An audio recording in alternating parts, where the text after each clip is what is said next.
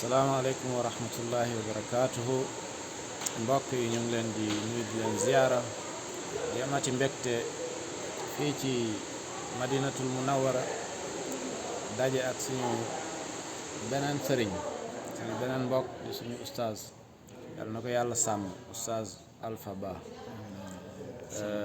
ñu am ci mbégte lool sax maa ngi koy bàyyee kàddu gi mu nuyoo.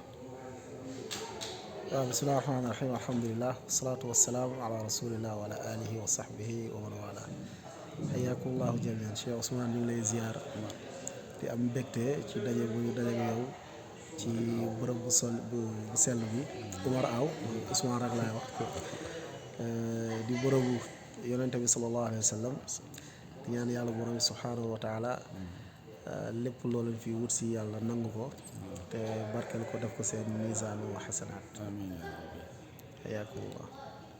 waaw Cheikh Alpha temps yi coow li bëri na de nu mu demee noonu.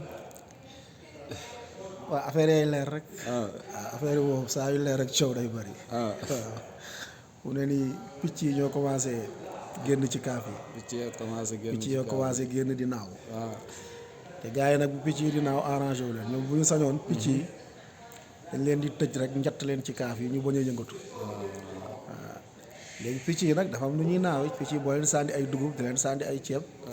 dañuy riposté dañuy naaw te daaw bi loola nag daaw bi mooy dugub beeg ceeb bi leen di sànni boo leen sànnee rek. par force dañuy fi taxu génn. waaw loolu nag moo waral coow li ndax entreprise yi ñooy waaj a daanu. ñooy waaj a màbb. waaw entreprise ndaxaate yi. entreprise dundee ci kaw nit ñi. dundee taalibe yi. di leen nax ci turu diine. di lekk seen alal ci turu diine. loolu nag mooy waaj a màbb. waaw loolu nag dangay bay màbb rek à chaque fois coow yi day bëri quoi. waaw mais daaw moom saa yu coow yu bëri rek xamal ni mu ngi avancé. non daaw bi moom mu ngi avancé de. waaw muy avancé bu baax coow li su bëree rek xamal ni mooy mu ngi dem. kay ci picc yooyu laay dellu sax. ndax picc yi. kaaf yi ñu tijjeegu picc yi di naaw. man kay yi naawul des foofu ñoo ma jaaxal.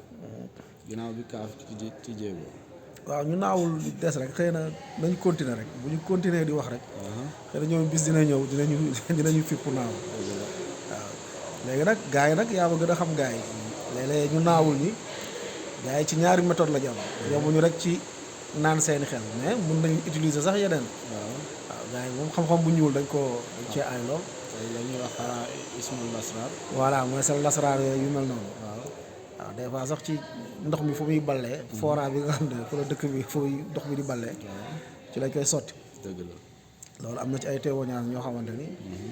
ci ay preuves yu leer ci loolu. léegi nag loolu tamit léeg-léeg da ciy joué. waaw mais léeg-léeg tamit. dëgër bopp bi tamit am na. ak ñëg am ñoom ne ñëg ak dëgër bopp. waaye ñu ngi leen di ñaanal yàlla rek yàlla indiwaat delloo si waat seeni xel. waaye jamono ji ñu toll moom. jamono yeewu la maanaam ñëpp a yeewu ku ñu nax rek yow la neex. waaw ku ñu nax rek yow la neex. incha allah nag ñun ci loolu la ñuy fas yéene nekk. te bu soobee yàlla du ci teggi suñu tànk. maanaam yeewu yeete. waaw yeewu yeete. ki nga xam ne yonent salaa salaam wala nafru min kulli firqa taifa yatafaqahu fi diin wala yanzur qawmu iza rajaw ilayhim.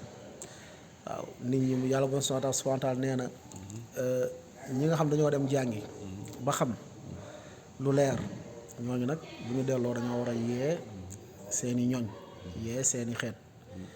waaw loolu moo waral coono bi yëpp ñu koy daj. waaw te daay bi moom ñaar yi la war a fas.